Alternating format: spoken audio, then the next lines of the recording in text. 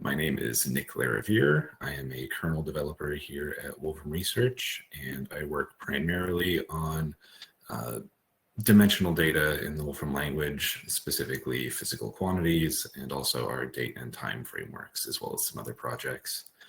And today we're going to be talking about dates and everything you might want to know about them.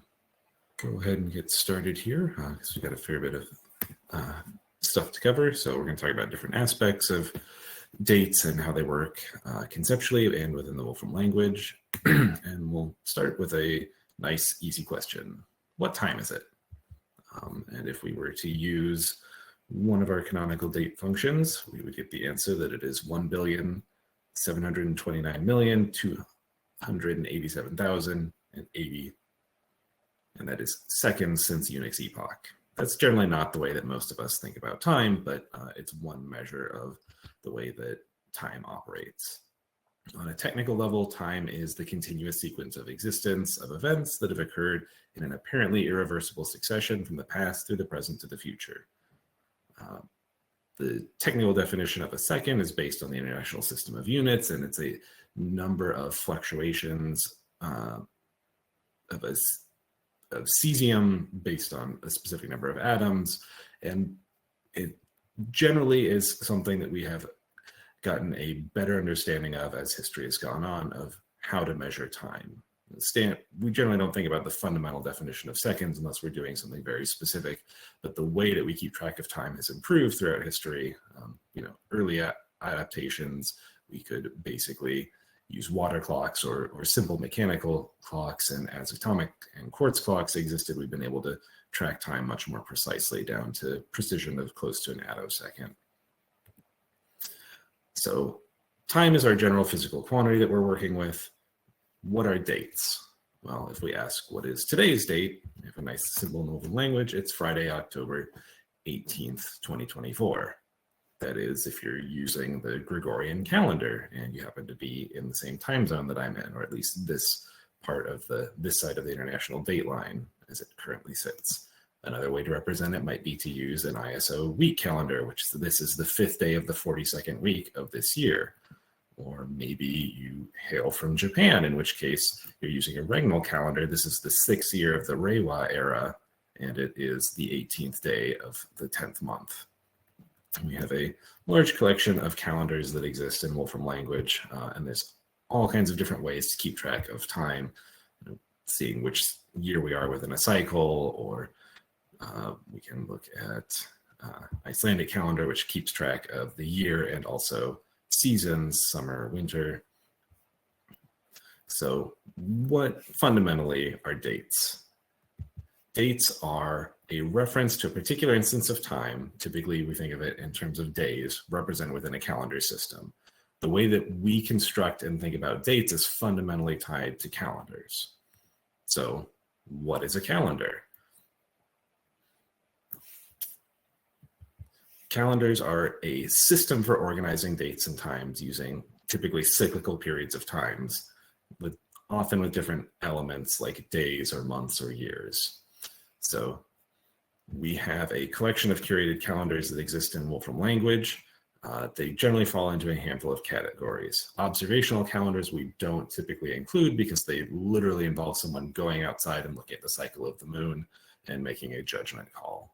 There are related arithmetic and astronomical calendars, for example, the Hebrew calendar, the Islamic calendar. There are observational variants of those.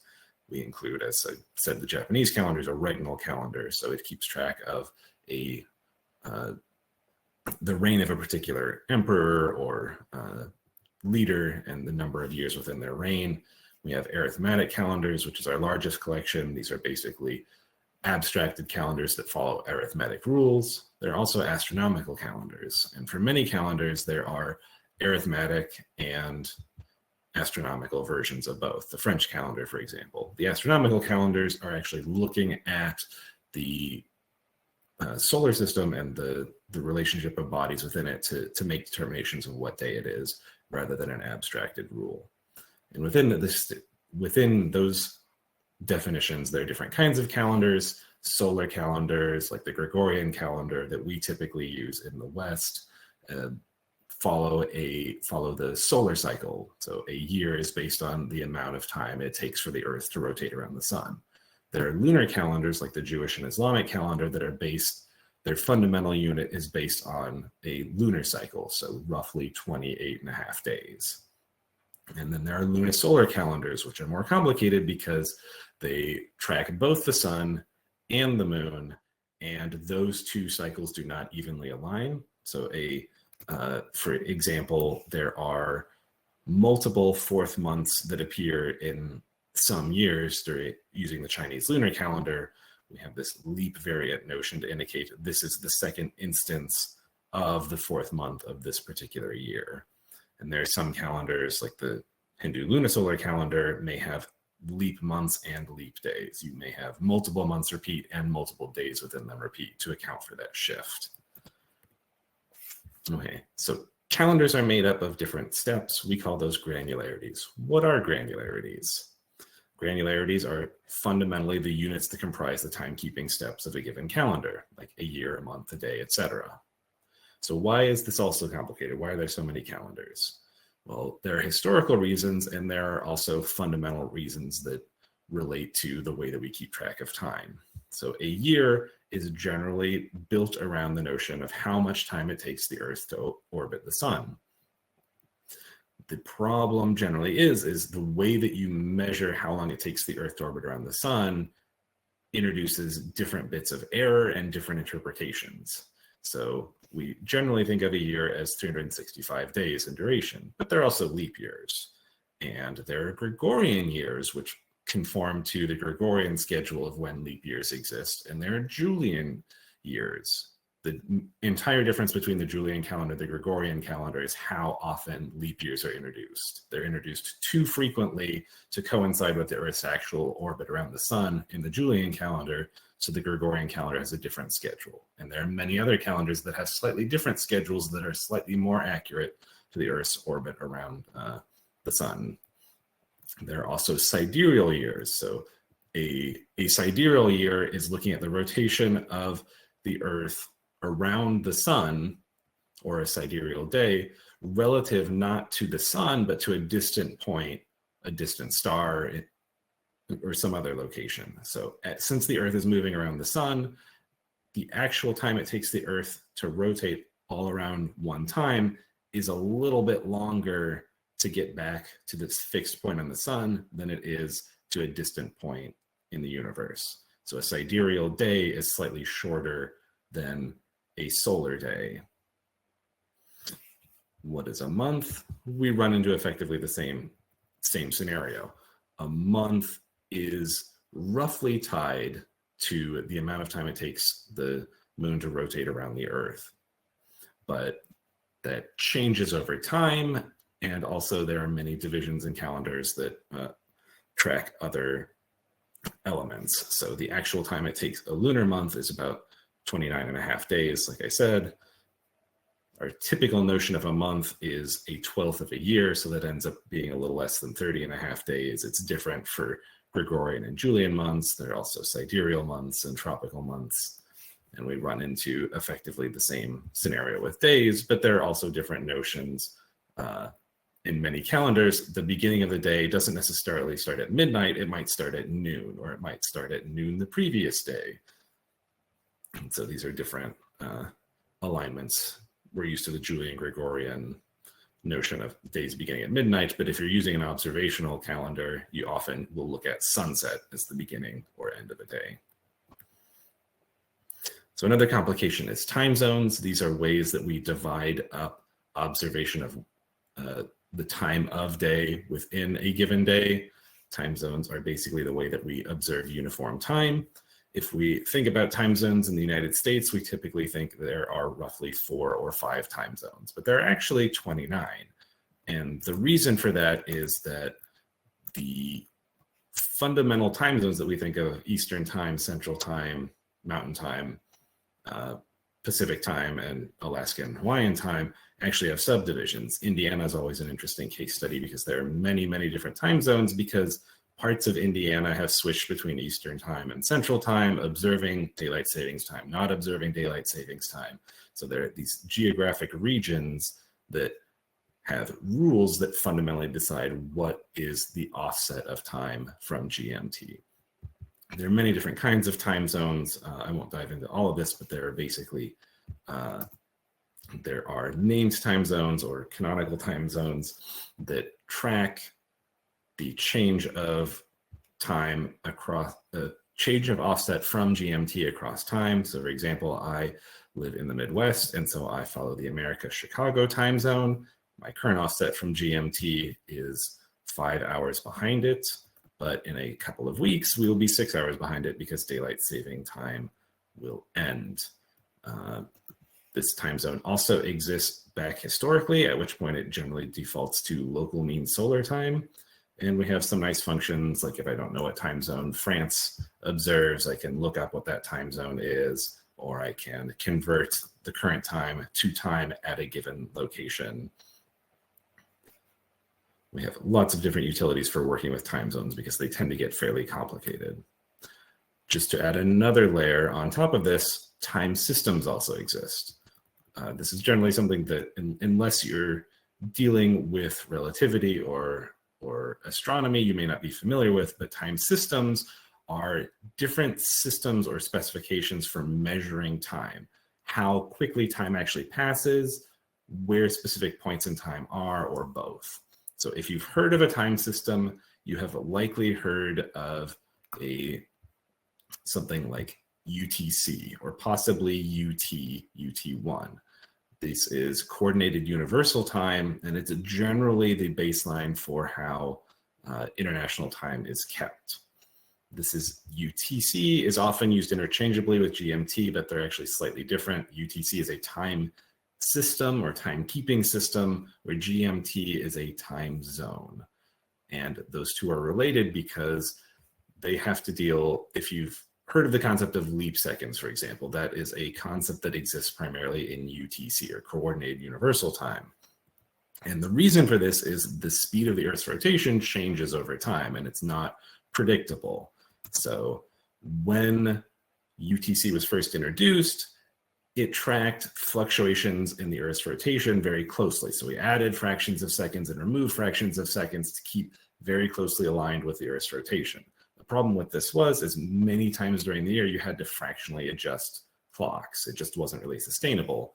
So since 1972, UTC adds or potentially subtracts whole leap seconds on 1 second intervals to more closely track. So we do not track the time as the actual Earth's rotation quite as closely, but it's more manageable from a civilian perspective.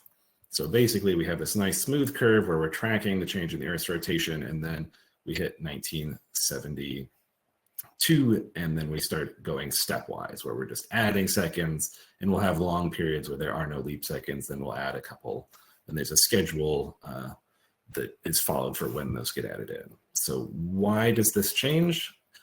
We have a nice plot here of the geoorientation data looking at the excess time added in duration. So this is basically the rate at which the Earth's speed of rotation is slowing down.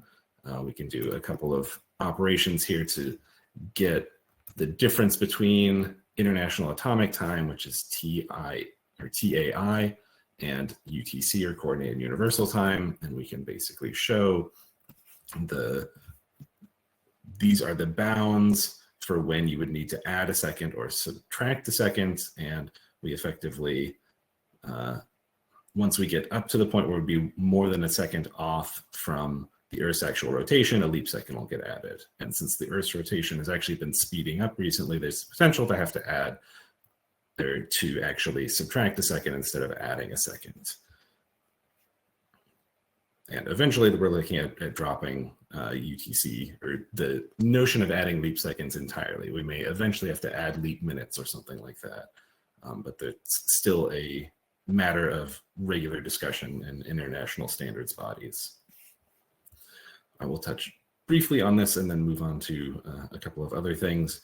But date formats are another important part of dates. They are the different ways that we specify time. There are different standards.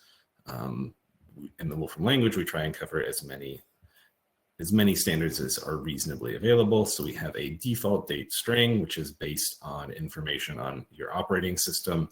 In most English-speaking countries, it will give you the day of the week and then potentially the day and month and year followed by time. We have things like the ISO 8601 standard, which specifies a more strict ordering and setting of terms. We also have support for things like ordinal dates. So today is the 292nd day of 2024, and you can also specify your own time standards, date formats. Locales are also something that come into play with typesetting. So for example, if I want to typeset a date as it would commonly appear in American English, we would typically spell these out and have commas in certain locations. We typically use AM, PM in American English. I could ask for the same date in Spanish or potentially in Japanese. We also know how to parse that information. So if we get the same, if we take that output and we ask from date string, which is the inverse operation of date string, to parse the input and say it's a Japanese date, it will parse out the correct information.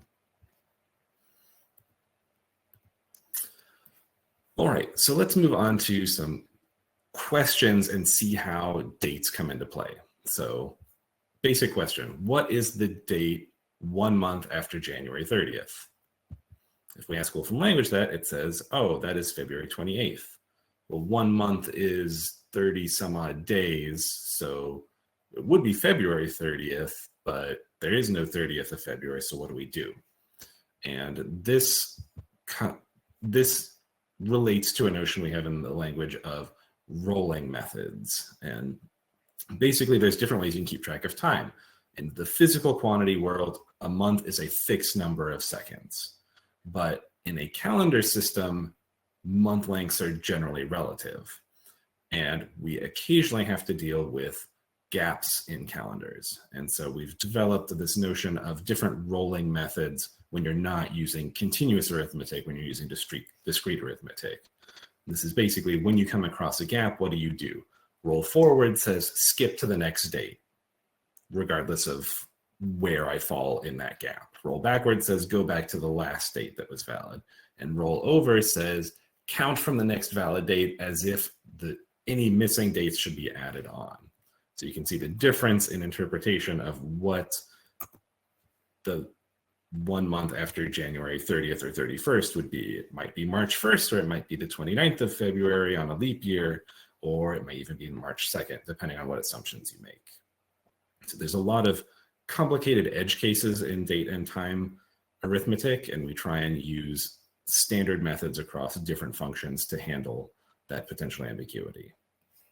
So let's ask another general question. When was the middle of Shakespeare's writing career? So we have various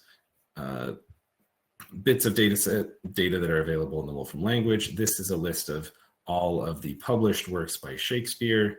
I will do a little cleanup here to remove the complete works of Shakespeare, since that wasn't actually a work he published. That was just a compendium, and we get the release dates when they were first published.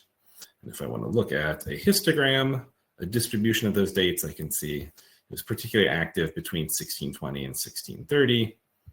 And if I wanted to find the midpoint of his career, one way I might do that is I say, oh, let me get the date of the first publication, the date of the last publication. Date bounds is a function that does that. And then I just want to split the difference there and say, okay, what's the middle? Okay, it'd be 1614. We have a function new in 14.2 called middate that also does the same operation, but it's giving a different answer. And the question is why? So if we take a look at a timeline plot of those different plays and look at where the midpoint ends up being, we were looking at 1614 as the midpoint because it's halfway between the first publication and the last publication, but this date's a little bit farther back than we'd expect. And the reason for that is because it's actually looking at all of the dates within this publication history and taking a mean.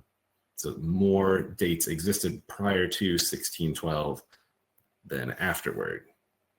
But since there are different ways of measuring this, we allow for different kinds of measurement methods. So there's documentation on mid date, but there are generally different categories of how you might want to measure dates. So there are granular methods which take into account the granularity of inputs. Some dates may have a longer period of time that they're covering, and we may want to weight accordingly. Or we might want to weight not on the granularity, but on the elapsed duration of specific dates, because those don't always align. February and March have different lengths. You might want to weight those equally, saying they're both months, or you might want to weight them differently, saying one of them is 28 or 29 days, one of them is 31 days, and I need to be able to specify that. So with this function, there's a lot of flexibility. You might also want to weight all dates equally, your midpoint methods, and we also have this bounds mean, which does the basic interpretation of look at the first date and the last date and give me a mean of those two. So we can see if we look at the median, for example, because there were so many publications in 1623, we get pulled heavily to the right versus the midpoint mean or the bounds mean. And one other big feature that exists in the new upcoming version of Wolfram Language 14.2 is going to be tabular. So there have been a number of talks at this conference already. One important type that exists in tabular is temporal types. That'd be date and time column types. So tabular has both date and time types. We have standardized typesetting and standardized formatting to make things align nicely. And these types are slightly more complicated than some of the other types that exist in tabular because they need to store additional information about all these parameters we've talked about.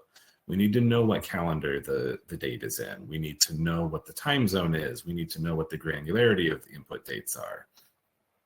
And to handle that, tabular has a number of features that include intelligent parameter detection. So I could generate a bunch of dates here that all fall within the current millennium, but they're all day granularity and they're all in the Julian calendar. And if I feed those into tabular, you'll notice this doesn't typeset with a 000 after it. It knows these dates are days. It keeps track of the input calendar type. These are all, we have September 17th, 2522 in the Julian calendar. It typesets exactly as so. And if we look at the column types for this tabular, we can see that it is indeed tracking. These are day inputs, and they are Julian dates with no associated time zone. We also have some convenience features, like if all of the dates happen to fall within the same day, rather than repeating the day over and over and over in the column, we can elide that, put that information at the top of the column, but have the relevant information be more prominent. And a big effort over the past couple of years as this tabular project has gone underway is to optimize a bunch of operations. So with tabular, we're looking at data sets that may be in the millions in terms of rows, and we need to do operations very efficiently. So a lot of the internals of our date framework have been completely redone from the ground up to efficiently handle the date and time column types. So for example, we can do something like take 10,000 dates that exist as a tabular column and say, I want a string representation of all of those. And that takes on 10,000 entries, we're looking at 4 thousandths of a second. We're looking at about a quarter or a tenth of a microsecond per element. So we're a couple hundred nanoseconds. And we have the same sort of operation. I want to take these strings and I want to turn them back into dates. I can do that efficiently inside the tabular framework. Here again, working very efficiently, we're looking at about 236 nanoseconds per entry in the entire column. So there's a fair bit of work that has gone into making sure that these large collection of dates can be operated on efficiently. We can pull out elements, we can do basic arithmetic, we can do lots of things that are relevant for working with large data sets that include potentially disparate representations of dates. It looks like we have about 5 minutes left, so I'm going to just reference, if anything piqued your interest in the talk, here are some additional resources you might be interested in. If you're interested in different historical and modern calendars, I can't recommend anything more than Calendrical Calculations by Edward Reingold and Malcolm Dershowitz. It is effectively the ultimate reference point for most algorithmically available calendar implementations and notes on those systems. The ISO 8601 date and time standard I referenced earlier has specifications about representing times and dates in date formats. The IANA time zone database is a large collection of all of the different schedules related to time zone shifts and changes historically and moving into the future. It's updated regularly.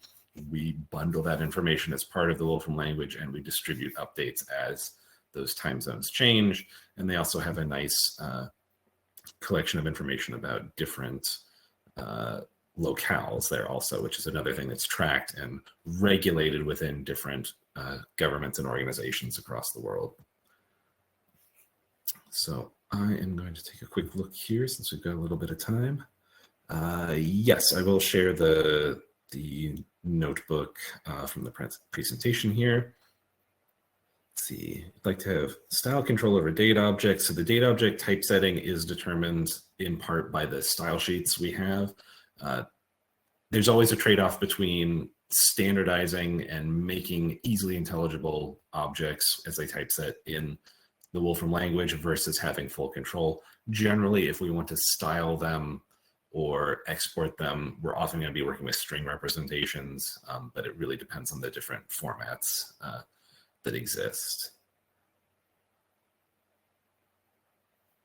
Yep, and there is a from Unix time operation in Wolfram language. So if I do Unix time and generate a timestamp, I can say from Unix time as well and get back my original input.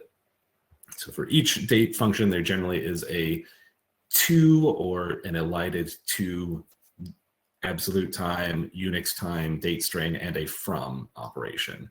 So one of the problems historically is a lot of date representations exist as numbers, or they exist as a date list, which are contextually dependent. I know what the elements of this date list mean, but if you feed them into an arithmetic function, it has no idea this is a date. That's why date object and time object exist as wrappers, as they give us contextual information that's no longer ambiguous because it's encapsulated in an object. There's a question about how leap seconds affect GMT, UTC, and TIE. So UTC is a timekeeping standard that keeps track of universal coordinated time, basically is a schedule that says this is what time it is now. It tries to be accurate to the Earth's rotation. And when the timekeeping gets far enough out of sync with the Earth's rotation that it would be 1 second or more off, a leap second is added. Because historically, the Earth's rotation has slowed down. But what's actually been happening recently is the Earth's been spinning a little faster. And if you follow that standard, it may mean sometime in the next couple of years, we may actually have to remove a second. So typically the way that's done is by adding a 60th second onto the last second before midnight. And so you might have one day that's 1 second shorter. So International Atomic Time is a schedule that is based on the average of atomic clocks spread across the world. The problem is because relativity comes into effect, you have atomic clocks in different places on the world. You know, the impact of gravity changes the rate at which time flows slightly. And so International Atomic Time in some ways is the simplest timekeeping system because it just says we have a bunch of atomic clocks spread across the world. They're keeping track of time. We have an averaging system. Time just continues regularly. We never add leap seconds. We never remove them. It's just a constant counting of the number of ticks on cesium clocks averaged to account for relativistic differences. But the problem is you do that, and eventually, over a long enough time period, it no longer lines up with the Earth's rotation. And GMT is basically a schedule for keeping track of time relative to time zones. It does not account for relativity or changes in leap seconds. It's basically a schedule that says this is the baseline time that we're using, and there are offsets before and after that. It looks like we're pretty much out of time here. I'm going to see if I can take a quick look. Can the time zone be obtained from the computer clock? So our time zones in Wolfram Language are read from your operating system. $system time zone is the baseline. This is a offset from GMT in a number of hours, and it's read directly from your operating system. We also have time zone entity, which is also read from your operating system and your locale information to say what time zone you're configured with. I will upload a copy of the presentation notebook here, and I will let people run to the next set of talks if they want. And there's a question: is there a way to represent the precision of time with the time system being used? So one of the things that's been necessary as we work with tabular and as we work with different timekeeping systems is having more precise control over the precision of time. So normally, if we look at now and we look at the input form of it, the standard representation follows a date list pattern, and then we end up with a real value that has a machine precision number of digits. Part of the problem with this is we start immediately running into floating point errors when we work with machine reals. We also can't pack this array. And so under the hood, the way we actually break this up is that we partition the timestamps into integers, and we need to know what precision they work at. So I can ask for a date object that has a precision of nanosecond, and I will get a date object that is truncated, in this case, down to nanosecond precision. And internally, we can actually keep track of that and store that as an integer so we don't get floating point arithmetic errors. Theoretically, you could support up to attosecond precision by splitting the timestamp in two. If we use two 64-bit integers, we can cover a number of seconds plus or minus the age of the universe, and precision down to attoseconds, so 10 to the minus 18 of a second, which basically gives us a full high precision range that works from plus or minus the age of the universe down to the most accurate theoretical timekeeping systems that we have. That goalpost may move in the future at some point, but that basically gives us a wide range that we can work with. But not all time functions can handle that level of precision right now. It's kind of an ongoing project. Let's see, there's a couple of questions related to tabular. Can I give a rough idea of the import algorithm that tabular uses to determine the values of date or times? They're badly formatted dates, assuming no header information. Right, so we have a number of different parsing systems that exist in the Wolfram language. We've improved all of them. The one that tabular uses primarily uses a efficient system to try and detect what the dates are without being super strict about the date formats. It has flexibility there as much as we can without severely impacting speed. So if the dates are not in a homogeneous format, it will still work. We basically have a tiered system where we try and go with the fastest parse possible using general standards that are accepted for timekeeping systems. We have a couple of fallbacks we can do that are still reasonably efficient. If it goes outside of that, we'll basically say this is an error in handling the imported date. There are always ways to replace individual elements that may not have parsed the way you want to also. Does tabular support timestamps with time zones like Oracle? Yes, so it will parse much like in Wolfram language. I can say date object of, if I generate a date string, let's say ISO date time, and then I will add ISO time zone. So I'll just evaluate this in place here. So this is a timestamp. I can change this to be +5. When I parse this, tabular and Wolfram language reads out the elements, including what the time zone is, and inherits that. So I get to the same time that was written here, but I know this is GMT -5. If I time zone convert that to my $time zone, then I get a 10-hour shift because this is going from GMT +5 to GMT -5. And all of that works efficiently under the hood. There are some timestamps that some time zone that are going to be hard for it to parse. We can, if I do something like this and say CST, it will understand CST means GMT -6, even though this actual timestamp would be generated in daylight time. So the parser has to split the difference between being as accurate as it can without being super slow. We don't want the extra step of parse the date and the offset, make sure that they align with the time zone database, because that's just going to be too expensive to do at scale. But we generally have found a pretty happy medium there. If tabular has a date that is indeterminate, it will return missing in the header. Yeah, so if I do something like to tabular of date, and we'll say append random date, let's say today we'll have 10 random dates, and we'll add in something like X. Let's see. Column BR. Let's see here. Oops. Sorry. Presenter mode is giving me a little bit of trouble here.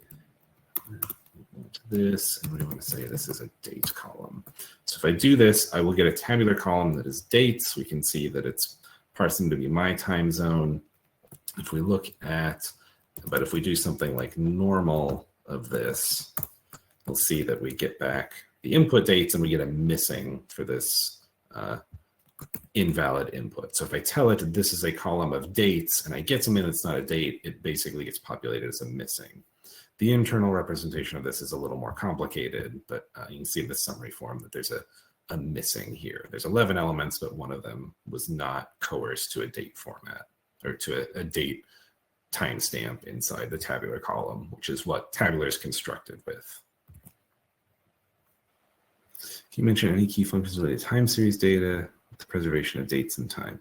Yeah, so time series has been updated to take advantage of some of the work we've done for tabular, but it hasn't been completely redone. The development of tabular functionality has been a large project involving a lot of different people, and time series is one of those cases where there's an obvious application for tabular. We have columns of values and we have timestamps. And so what ultimately will happen with time series, probably sometime not in the next version, but moving forward, is that it will use some version of tabular or tabular columns internally to efficiently represent dates and whatever values go in there. Because the time series has arbitrary expressions, that collection of values may not efficiently be represented by a tabular column, but the dates should always be able to do so.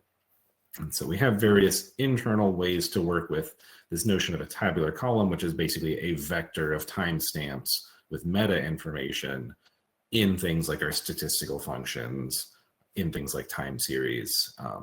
And so again, the scope of the tabular project is looking at efficiently representing things that exist in the compiler, that exist throughout the Wolfram language, and collecting those into a centralized framework. And as that is finalized and made more robust, then more areas of the Wolfram language can piggyback off of that. But because oftentimes design is dynamic and things change as we move along, we tend to like to get the foundation very stable before building extra utilities on top of it. So tabular depended on a lot of work getting done in the date framework to make sure that tabular columns were very efficient and could do things like talk with arrow or talk with pandas, or handle importing and exporting millions of data points. And so that work had to be done before tabular column date and time could exist. And they worked in parallel. There's work being done to follow through with that on time series and event series and temporal data in general. But we kind of have to, we can't put the cart before the horse with some of the features that are a little more high level and depend on that infrastructure being totally stable. Yeah, and it looks like our time here is wrapping up. Let's make sure. I think I got everything here. I will get the notebook for this presentation uploaded as soon as we stop. And it looks like everyone's pretty much done. All right. Thanks, everyone.